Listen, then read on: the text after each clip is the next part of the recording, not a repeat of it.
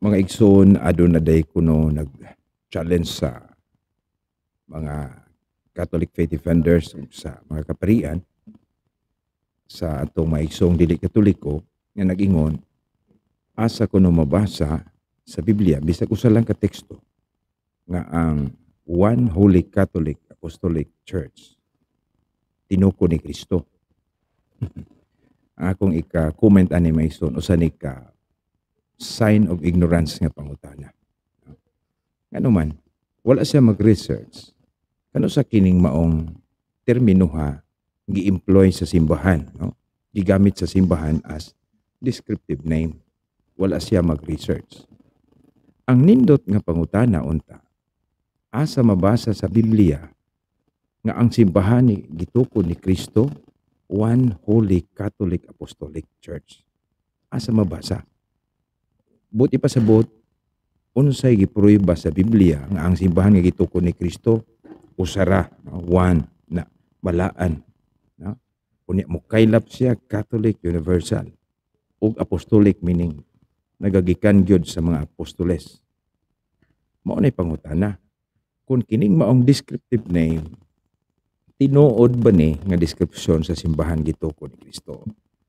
Mao ni pagpangita sa kamatuoran. Pero dili na nimo pangitaon sa usa ka bersikulo, no? Ang atong simbahan may gamit ni ining maong termino One Holy Catholic Apostolic Church. Kay mao man gyud ni description sa matuod nga simbahan.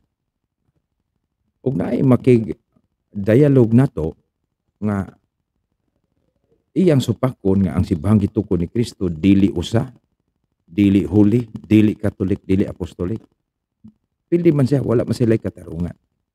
So, ayaw ingon nga kining pangutana nga matinuod ang simbahan gitukod ni Kristo kung mabasa litra por litra One Holy Catholic Apostolic Church.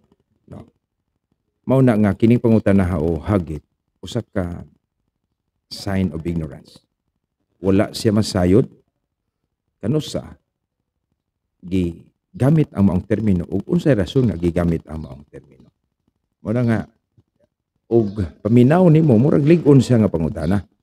Pero i-analisar nimo nagpasabot nga ignorante siya, no?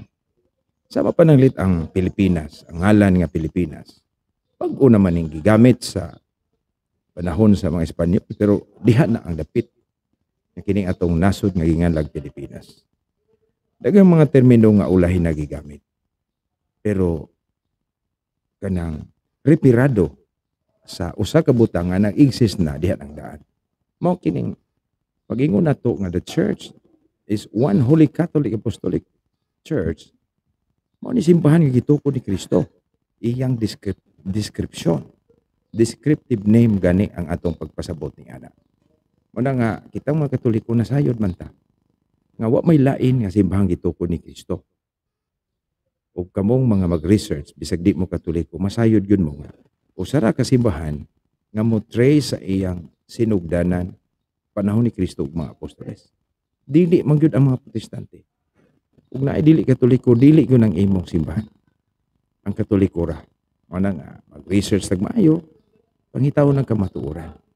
No? Ang pangutana nga asa mabasa na ang One Holy Catholic Apostolic Church tinuko ni Kristo binalina sa kamatuoran.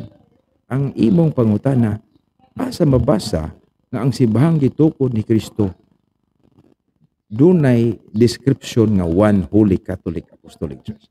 Makakita ka sa kamatuoran yan. Kay ubang tinuhan, dili man mo qualify, anak. No? Dili mo qualify. Moingon tag Catholic, Apostolic, labi na ang pagka-apostoliko, di gyud sila. Manang ila, mo sila, sumpay sila spiritually, pero ila raman ang hunahuna nga spiritually connected sila. Ang connection ko nato, dili ra spiritually. Dili lang doctrinally, kundi organizationally, historically, sa organisasyon. Kasi Kristo nagtukod mo sa ka-organisasyon at dili mapungkag o yung kibunan o dili na Protestante. Ang Catholic Church ra mo qualify niya. Hinaot ka masabtan mga igsoon o dili ta mo ingon nga nindot ng pangutana sayop ka na pangutana.